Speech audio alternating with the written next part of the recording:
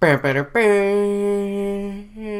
is up, YouTube? It's Josh. This is the Den of Nerds, and this is a Den of Nerds podcast. This is a new thing I wanted to start doing where I basically reach out to other people who are popular in the nerdy realms of cool, geeky things, and we're just going to talk about comics and different things like that. It's a super casual type of video, and today I am sitting down with Comic Uno and or Kat.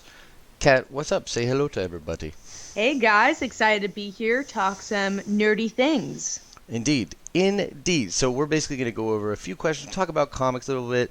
Kat actually writes a comic book that we're going to talk about, but at first we'll just keep it into just the general realm of comics. So if you guys don't know who Kat is, Kat, why don't you can you tell people a little bit about you, or should I call you Comic Uno?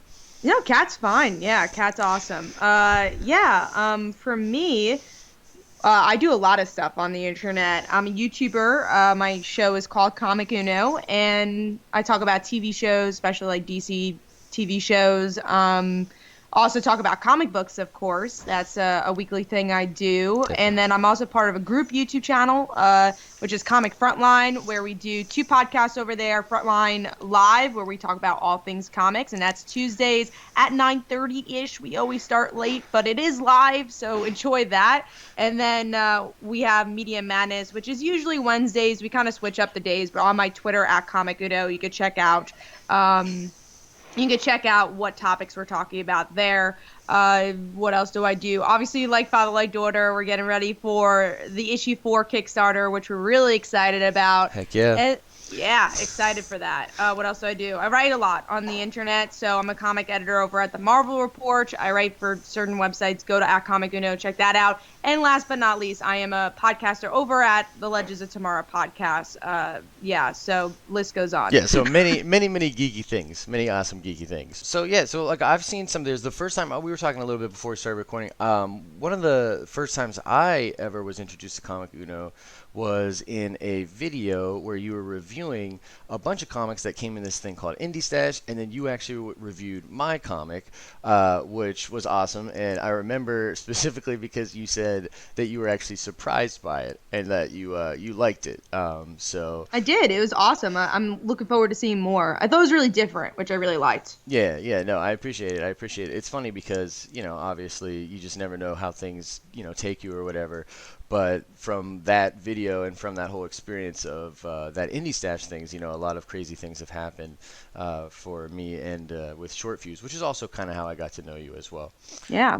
But one of the things that was obvious was that you love comic books. Like, that's so apparent, and you review a lot of comics. It's really cool when you see someone who knows comics, and you can just tell by what they're saying, and it's, you really love comics. So I guess as one comic book fan to another, what do you think it is about comics? Like, what's intriguing to you about comics, or like what is it about the medium that keeps you engaged? I've been reading comics all my life. Like, literally, I don't remember the first time I picked up a comic because I just always been reading them. And the reason obviously as I got older, I kind of figured out why I liked comics so much. And that's because of the visual medium, and, that you get to read it. I remember when I was younger, I was never like a novel reader. Sure. I'm not really a novel reader now, but Right. like, obviously I like reading a lot more than I did back then. Because I was always a visual person. Like, I love television. I love movies. I would say I like television comics a little bit more than movies. But yeah, I've always been someone that just loved the visual medium. So with comics, it's where literature and the visuals, marry each other. Right, They right. come together. And I think that's such a unique experience and a unique platform for storytelling. It's so different. Movies and television are kind of similar in each other, the way we kind of consume it. And then you have literature where it's just words and you kind of have to make up how things look, and you have to see it in your mind with your imagination. But with comics, it's there. You see it, you read it, but there is a little imagination to it. You don't know how these people sound. It's true. So yeah, I could go on and on of how unique and awesome this medium is. It definitely is unique. The one thing I think that it's almost like it's a subtle medium. Like Hmm. the things that go on in comics, like really, really great comics, to me are just they are that marriage of the visual and the literature. I mean, some of this writing, I always try to tell people too, because there's a lot of people, for whatever reason, a lot more people watch the movies, right, or Hmm. read, novels or whatever, than are currently reading comics right now in the industry. So I always try to tell people, like, these are just great stories, and there's just something special going on with this medium, the way it is laid out. I totally dig it. Yeah, and I think a lot of people feel like or just comic books in general are just superhero comics. Like a lot of people are like, oh yeah, Superman, Batman, like that's it. It's like no, there's like if you like storytelling, you're gonna find something you True. like in comics. True. There's so many different stories out there that you can enjoy. And then even sometimes like people who love The Walking Dead is like, oh, I can't wait to find out what happens next. Like then read the comic Yeah, it's because true. It's a true. lot of people don't know it's a comic book, or they just call it a graphic novel because they think that's more prestige. It's like, nah, it's a comic. Yeah, for sure, for sure. They used to just be called funny books. You know what I Yeah. mean? Like, regardless, yeah. No, but you touched on something that's kind of cool. I wanted to talk about. So basically, like, comics and geek culture is at a very, very interesting place right now. And you kind of spoke to it when you said that if you want to know what happens next, you should read the comics, and that is kind of the way that it is in a lot of these like shows and movies and stuff like that. And basically people who have been reading these things for years and years and years, they now have like this sage like place where they kind of know things and potential things and the way things connect. um, and I mean, that kind of makes us that we've won. The nerds have kind of won. So what do you basically think of that, like geek culture in general, and how it's like pretty widely accepted these days? Yeah, it's so cool. I think we could go forever about geek culture and where it's at now. But I would even say like when I was in high school. So I graduated 2012. So that's when the Avengers came out. So it was between 2009 2012. Comic books weren't really that relevant back then. Like I Right. remember talking to my friends and they didn't really because I had friends that didn't care about comics at all. So they just didn't have the same. Well, like obviously we were good friends, but we never talked about comics. Like that just wasn't something we did Right. because they didn't even like the comic book movies at all. But that was before Avengers, so I feel like that's kind of changed the way comics are in the mainstream. So yeah, I just remember I read comics and myself, and then I went to the comic book store, talked to people there. But now I think people have more of a knowledge of comics. Like a lot of my friends that either I went to high school with or I go to college with, or went to college with, my family, they always ask me like, oh, what's coming up next? What movie should I Right, see? What right, shouldn't right. I? Yeah. And that wasn't questions I ever got. Like everyone knew I read comics, but no one really cared. But now like people want to know more about it, which is really cool. So that's just a difference from like again just a couple of years back. Yeah, for So yeah, a sure. lot of people want to know. Even like my family's gotten into it more, which is really cool.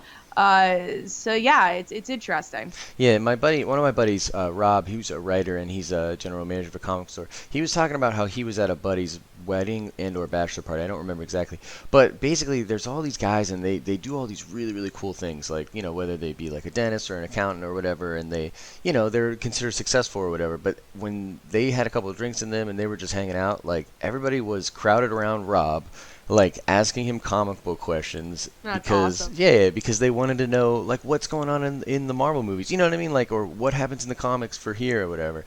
So I think it's really cool. The nerd community. Yeah, it's a nice community, and it's cool to see like that it's become okay, and like families now will dress up and go to comic cons and in cosplay and different things like that. And that just was like when I was younger, that was just kind of like unheard of. It was very fringe, you know what I mean? Yeah, it was very much, I feel like the one person in the family liked comics, or like, oh, a father like told their daughter or son about it and they got into it. But I've never seen like the whole family get into it. And I think I've even seen that with my family. Like my family's always been very supportive of my hobby and everything I've done. Yeah. But now they're actually like getting into it. Yeah. So my dad, he's always liked comics. He's the one who got me into comics. But my mom, like, she was never interested in it. She wouldn't like go see the movies or anything. But now we watch Arrow and Flash and Supergirl all together as a family. That's And she's awesome. actually asking me questions about it. It's like, what's gonna happen in Arrow? Like, what in the Yeah. comics are happening? What just happened in that cliffhanger? And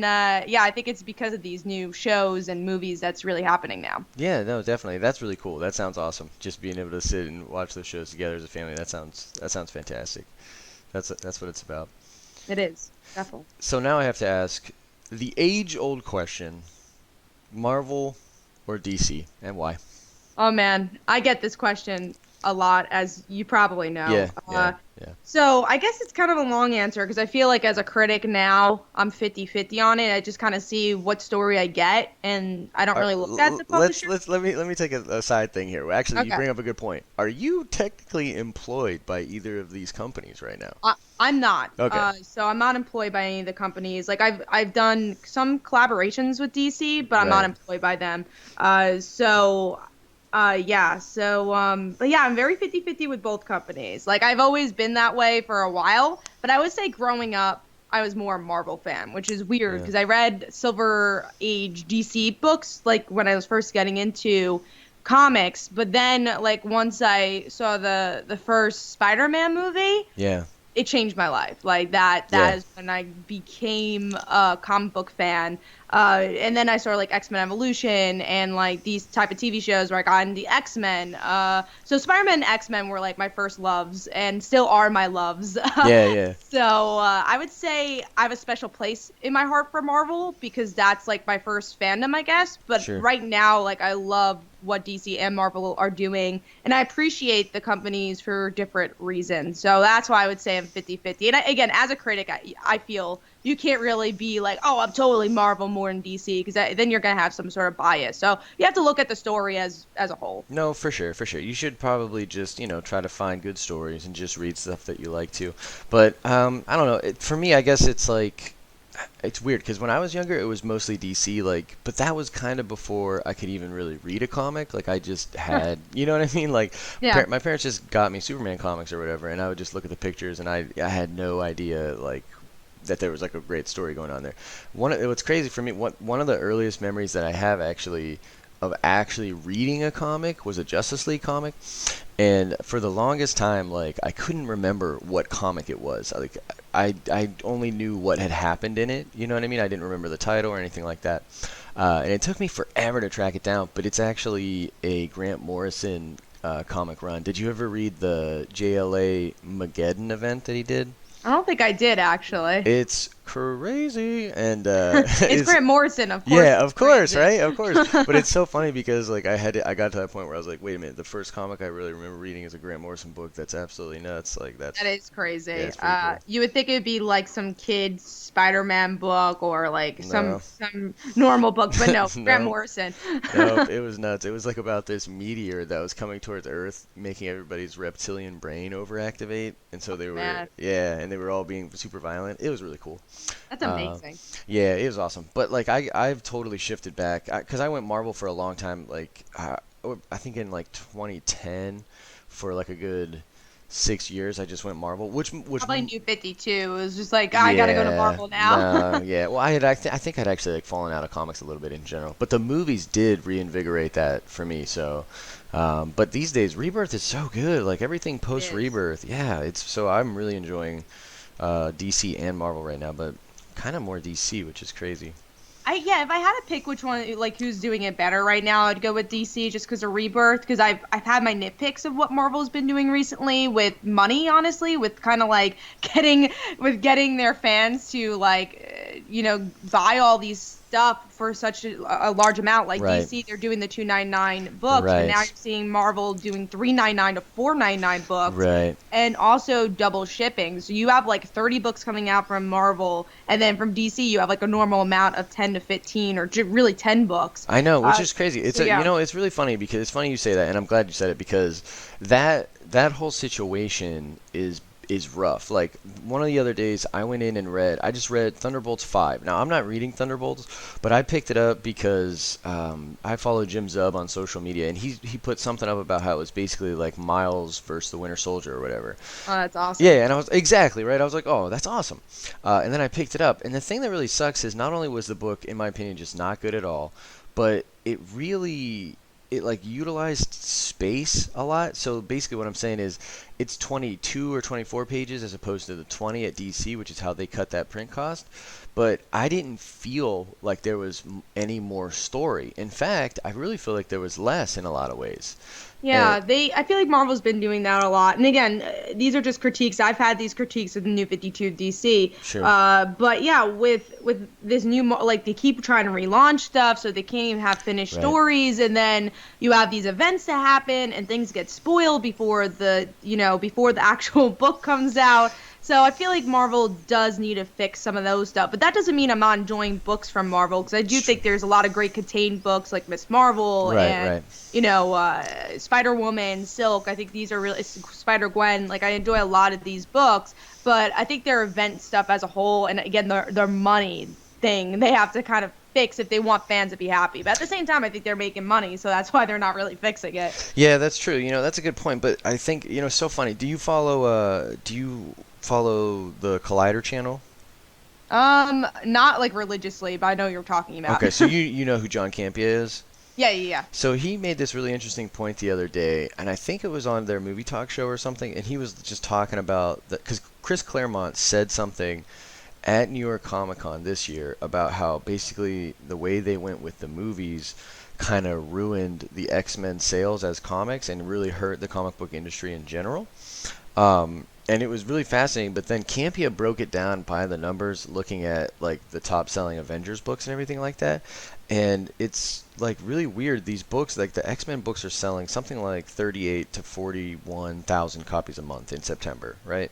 Yeah. And basically the Avengers books, which he claims are, selling way more, are only selling like 10,000 more copies, right? And then if you look at the top three selling books, they're superhero books. They're all Batman books that sell over 100,000. But even that 100,000 is so small compared to the amount of people that are going out and watching the shows or watching, the movies. So you're talking about this industry. I think to me, they are messing up. They are doing some things that are poor when it comes to their money and how they're handling it. And they're basically just trying to keep getting money from people that are already bought into the industry instead of reaching out for new, readers and stuff like that. So I don't know. I have like my own kind of gripes with the industry in general. But why do you think there's not more people just reading comics in general? I think it's hard to jump on because like the people that like comment on my videos who are new readers, they're like, well, where do I start? And it gets confusing. Right. And then I can even go back to Marvel because again, organization wise, I think they've done, a lot of weird things. Like they keep relaunching. So you think these are new reader books, and always in my reviews, I always say, is this actually new reader friendly or not? Because if you are relaunching issue 1, they have to be new reader friendly because Right. that's what you're doing. And I would say 90% of the time they're not. They're not new reader friendly, and I think that's the reason less people are reading is because you're pretending that they're new reader friendly. Right. Like I remember Marvel really did give a try to make new readers read their books, like with the point one books, which now point one does not mean new reader friendly anymore. I kind of wish they would go back to that, like Right. actually giving new reader friendly books. So I think that is the big reason why this is happening. But then like DC Rebirth, I actually do think gave a real chance that new readers could read their books, even though it's very much about the old fans. Like I felt like people weren't lost in the first issue. They do explain things very well with those Rebirth one shots and stuff like that. Yeah, So they do a really good job. They do a good job of kind of like paying respect and homage to all this old, history, but not weighing down the story with it, so you can kind of just flow with it. Like especially, I exactly. remember like Superman, maybe not so much Batman because I thought that start was kind of weird, but definitely Superman and Wonder Woman especially. I remember just being like, yeah, these are total jump on points. Like even though they're talking about other stuff. Yeah, You, yeah. Like everyone's happy with them. It's not like you're dumbing stuff down for the new reader. It's right, like so right. obvious it's about the TV shows, or with DC, obviously you're gonna say it's about the TV shows because that's what's popular right now for DC. Right. But yeah, I do wish Marvel would just like kind of listen to their fans a bit more. And I think with DC Rebirth, DC is 100% done that. Either with their books, even just the way they interact with their fans through social media. And I just wish DC and Marvel were both doing it because that would make the industry, I think, a lot better, and hopefully more people are buying books because I do think more people are buying books because of these movies. But like you said, it's definitely not the same amount as people going to see these movies or even watching the TV shows. Yeah, I think if you were just an average like viewer, of the shows or movies, and people were to ask you how many people are buying comics, like you'd probably think it was like at least a million. You know what I mean? Like you'd probably Yeah. have this idea of this industry just based upon how much money these movies are making. Like they're making a bajillion dollars. You know what I mean? Like people's grandmothers are asking and aware of what's going on in these movies, and they've done a really good job. But the industry itself, like it's sometimes there are months. There are some really bad months. Now this year actually did have the highest sales in a month since like 1996 in comics. Like I think it was Man. when, yeah, it was the Rebirth month and also the Captain America month where he was Oh, the Hydra. Hydra, yeah. Right. That definitely got a lot of people just saying, I need to buy this book. Because I think even people that weren't, because people are fans of Captain America because of the movies, they also have this idea, oh my God, comics are worth stuff. Let me buy this because True. maybe one day it'll be worth it. Yeah, that's Like it'll be true. worth money. And I think that's why people are buying that book. And also the issue ones, obviously. I Yeah. would say for DC because there's less issue ones. So yeah, in a way, those are going to be worth more money. If you go to the new 52 books, I think like Scott Snyder's Batman issue one is actually worth like $100 or something like that. So Okay. that's Sure. that's Sure. pretty good. Yeah. No. Definitely. Definitely. It's interesting. So I want to switch it up and talk about YouTube because that's like kind of what I've come to know you most for, and I check out your videos. And so I'm just, curious about how long you've been doing it, because you said before that you'd been doing it for a long time. And is there like a reason that you were kind of convinced to do it? So yeah. So I've been doing YouTube since I've been doing videos since 2010, so 6 years. Oh wow. I was actually in high school. Like I think I was sophomore high school when I did it. Like I said, I just graduated college, so it's been a very long time since I've been doing it. I actually was convinced to do it. I was on this website called Comic Vine, and I'm I still a love fan Comic of the Vine. site. Yeah, I Yeah, love it's such Comic a Vine. good site. And the writers on that site, Tony and Matt, are great people too. Yes, sir. Yeah, they're great. So yeah, Comic Vine, they used to do video reviews. It was at the time when Sarah worked there, and Tony still does work there, and they used to do video reviews. And me and my friend, who was the only person who liked comics and still my best friend, only person who liked comics at the time, and he doesn't even like comics anymore, but he says it still supports my hobby, and my job. But yeah, anyway, so we did these video reviews and we called it Comic Duo, and we didn't have anywhere to post it because we even messaged Tony and said, hey, like we want to do video reviews like you. What are your suggestions? And he said, oh, why don't you like post it on YouTube? And it's like, cool, that's a great idea. And we actually just posted on YouTube as a platform to post it on Comic Vine to like have it on the blog and stuff. Right, right, right. Yeah, so we did that, and then we realized, oh wait, YouTube actually has commenters also, and there's this community of people. And then my friend, he fell out of comics, and I said, yeah, I still want to do this. I love this, and so I changed my name to Comic Uno, and the rest is history. And it's interesting, and I'm sure we'll talk about this, but it's really interesting how the comic book community on YouTube has changed. So Yeah. there's like these group of people. I'm still friends. The Comic Frontline group. It's all older comic book reviewers on that channel. We've been on YouTube since around 2010. That's our group. So we've known each other for a very long time. So we started Comic Frontline. We started our other website around like 2012, I think. So we've known each other for a long time. We've been working with each other for a long time. But yeah, it used to be a very tight knit community. Everyone knew who everyone was, and now it's weird that it's like there's so many comic book reviewers. You can't know everybody. True. I'm lucky enough to know a lot of awesome comic book reviewers and just comic book community in general. But yeah, it's so interesting how it's changed, and I guess because that's how fandom has changed too, and the internet in general has. Yeah, it's funny, YouTube. So I've actually only been I guess I've always watched YouTube, but I've only really started like seriously watching YouTube in the last couple years. And basically, I don't know how to explain it. Like there was just a need to know certain things, and I think a lot of it started out with just like getting educated about stuff that I didn't know about when it came to comics or the movies or things like that. But then like I got like sucked in and I started just watching, like getting most of my information from YouTube. And it kind of makes sense. I mean, it is like the best way to digest information, and it's super quick. Some of these people are really, really good at what they do. But it's funny because nowadays, like, I'll go research to try to find people to collaborate with and start to reach out because my channel is really really young, and like even the people that don't have a lot of subs, they're like doing great stuff. There's just so many people doing YouTube. It's fascinating to me. Yeah, it's awesome. And yeah, it's such a really cool place to be, especially get in the comic book community. And because it's a visual medium, it's interesting. It is interesting to see it in a video form. True. Because isn't that what is very similar to a comic book? Because you get to see the person that's talking, and you get to see the comic. It's true. It's true. That's like one of the cool things what they do with images, and like there are some Hmm. channels out there that have incredible production value. Oh yeah. Yeah, it's pretty sweet. So I kind of want to talk a little bit more though about how YouTube has changed because if you've been doing, from my understanding, if you've been doing YouTube for like 6 years, then you're like one of the godfathers because A YouTube. lot of people don't even know that too. A lot of people think I'm like a newer YouTuber. It's like, nah, Yeah. I've been here since the beginning.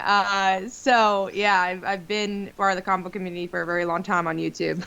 And how have you seen it change? You talked a little bit about it, but I'm fascinated by how this whole community has changed.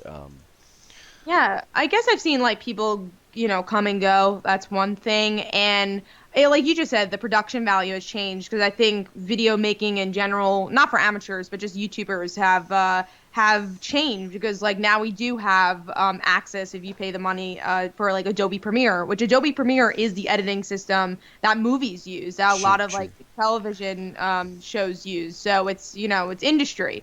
Final Cut Pro is actually starting to fizzle out in some places. So now you have people that have access to Adobe Premiere and stuff like that and are able to make these awesome type videos. Like, I mean, you look at the production value of like Comic Story and Right, right. Comics Explained, very good, good friends. And yeah, it's so cool to see that. And I guess what I used to see with the comic book community it used to just be reviews. I think now it's more of like explaining stories and like educating people about comics, like people that don't read issue by issue. So I think that's what's changed is that now more people are talking about story arcs and things that have happened, probably because of the movies, and less people are reviewing comics. But that's why I like sticking to reviewing issue by issue because I feel like that's different. And Yeah, I definitely think I definitely agree with you. I think that it's shifted that kind of way. And it is cool, just to stick to reviews too. It's something that I'm actually working on a show with a local comic store where we kind of want to do that and like put it up on their website. And I find it so fun. We'll have to review a comic together sometime because that's so yes, cool we stuff. definitely should. Absolutely. So now I want to talk about your comic. So, like father, like daughter. If people have no idea what it is, like how would you describe it? So yes, my comic book is about high school girl. Her name is Casey Ryder, and she's a regular high schooler for the most part. And we learn that her father is the only superhero in the world, and actually left her to become a full-time superhero when she was younger. So she's the only one that doesn't like him, pretty much. Right. Like everyone in the world loves him because he's a superhero. He's like Superman, I would say. He's Right. very much an icon, a Captain America type hero. So now in issue 1 she inherits her father's abilities, so she becomes her worst enemy in a lot of ways. Like she has very heroic instincts. We see that in the first issue, so it's not like she wants to become, well, maybe she will, well, I won't spoil it, but it's Uh-oh. not like in the beginning she's like oh, I want to become like a supervillain because I hate my dad. Like she does have heroic instincts, like that's like part of her, but she doesn't want to be a hero because her father left her. That's the very reason why he left. So it's an interesting journey of finding out what Casey does with these powers and how that affects her relationship with her father. That's awesome. I think that's an awesome description. I've read only the what's in the premiere or the anthology, the Heroes Ignited anthology. So that was really cool though, because I totally dig. You were just talking about like the jumping on point for comics, and you have that in there, and you Yeah. have like elements of it. Basically, I think it's a world in which all of the superhero mediums that we know exist, but as fiction. Yeah, it's pretty much poking fun at the comic book genre, but by someone who loves the comic book genre. So it's Right. not, like I know a lot about superheroes and all that, so I'm making fun of it, but also with love, No, definitely. So that's kind of the point of the book, and making fun of tropes in a lot of ways, because the book is about family in so many ways, and I feel like that's escaped comics because, oh well, people can't relate to that. So instead of making this superhero action book, it's very, I always call it like a drama superhero book because it is. It's more about the characters and at least in the first arc, it's very much about the reaction to a superhero than the actual superhero. Oh, I must punch a bad guy, twirling his mustache type thing. Right, So it's right. definitely about these relationships more than anything. And I try to make an original idea with Casey where I feel like she's a character like comics don't really focus on, like the daughter or the son of a superhero, without them being a superhero, you know? Right. No, So obviously definitely. we've seen that of like someone picking up the legacy, but this is a character who's just this kind of normal girl that so happens to have superpowers. So what does she do with them? Absolutely. And I love the idea of the absentee superhero father. I mean, Yeah. because it's so funny because the whole father relationship with children is big in comics, but I don't think that it's ever been kind of done this way, at least to my knowledge. It's a really cool dynamic. Well, thank you. Yeah, I again tried to do something different but familiar all at the same time. Yeah, for sure, for sure. So, is there any like comic creators or maybe stories out there that have influenced like you as a writer? I feel like all the comics I've read has influenced me, because again, it is so much about poking fun at the genre. But I would say like Tom DeFalco, who's written Spider Girl, and I guess just Spider-Man in general really affected my writing here because I wanted to make it grounded.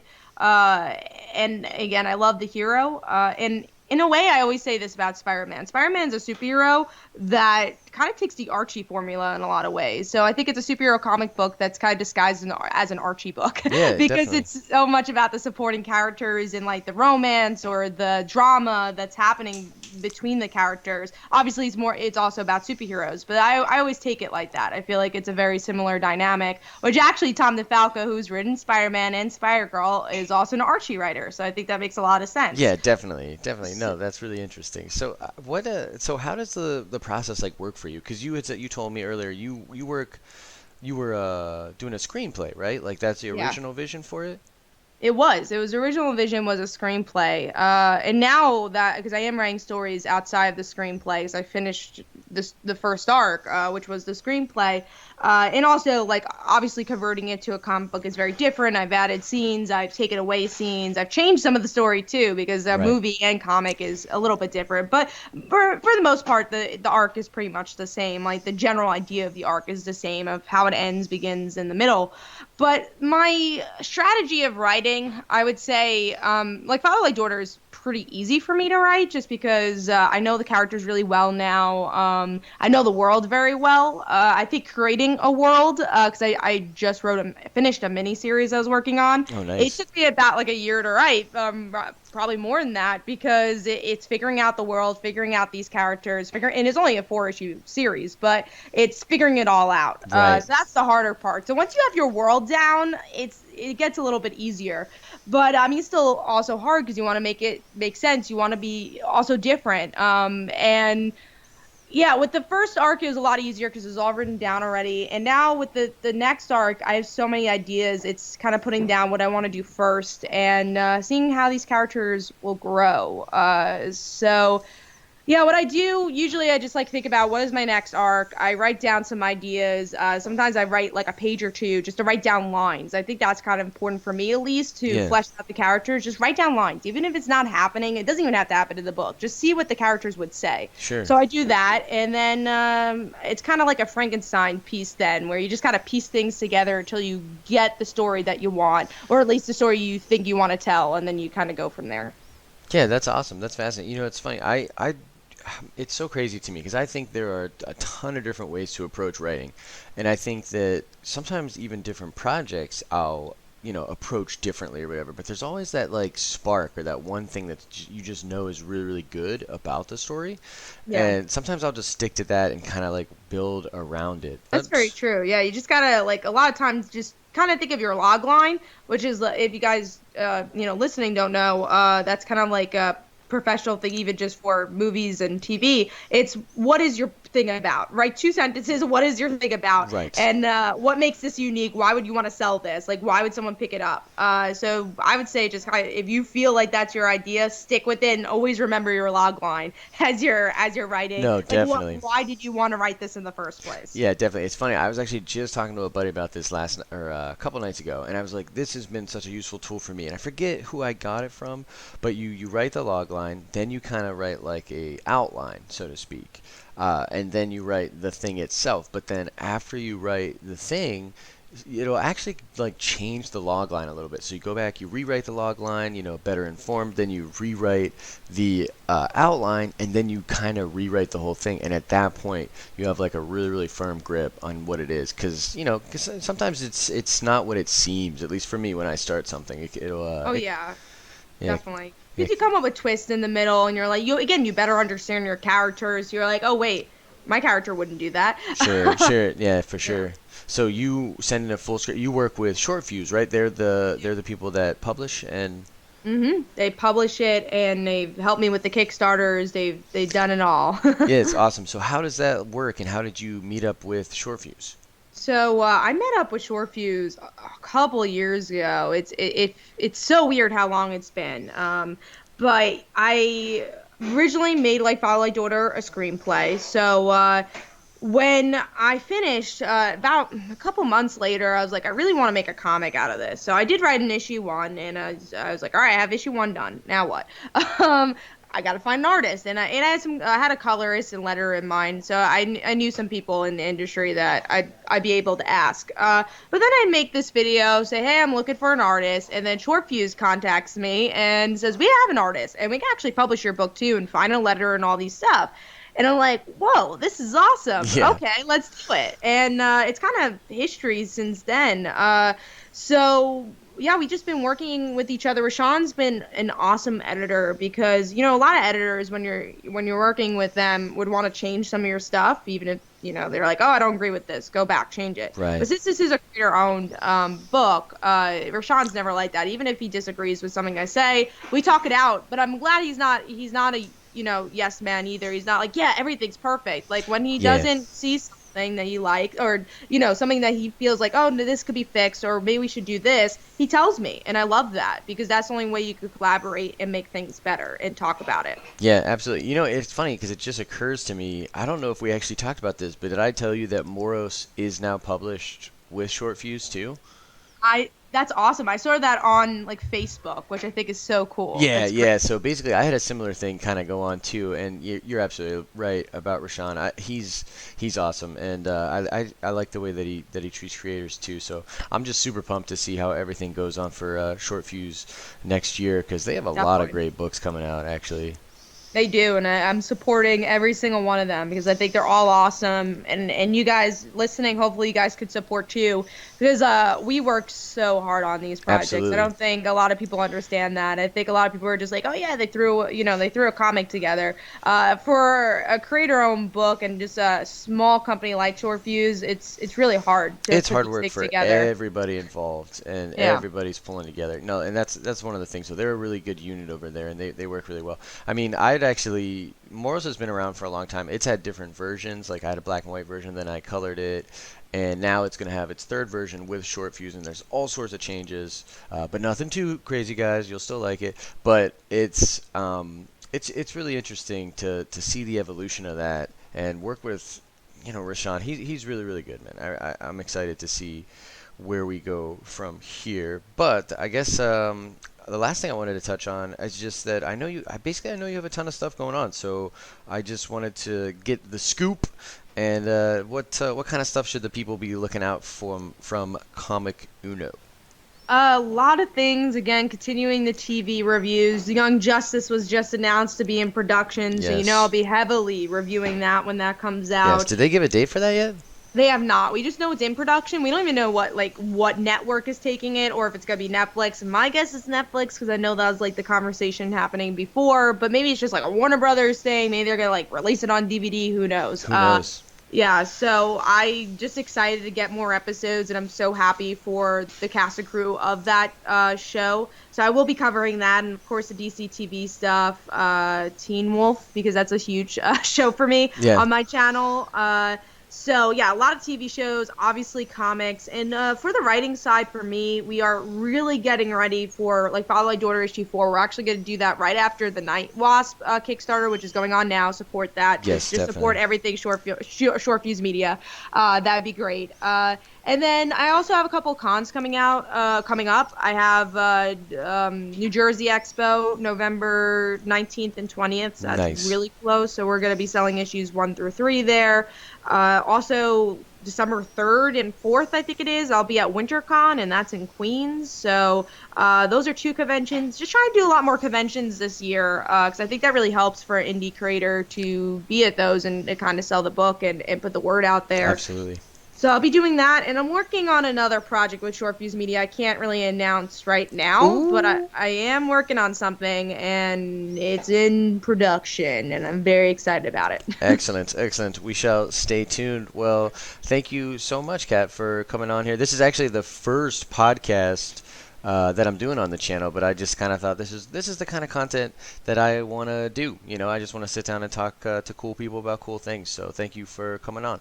Well, thank you. It was such a fun conversation. I really had a blast. Me too, me too. We'll do some more collabs soon. So everybody, Definitely. I'll put all the links to all Comic Uno stuff in the description below. Make sure you check that stuff out. And if you're finding me for the first time, make sure you subscribe, comment in the videos. Always down to have a conversation about cool, nerdy things.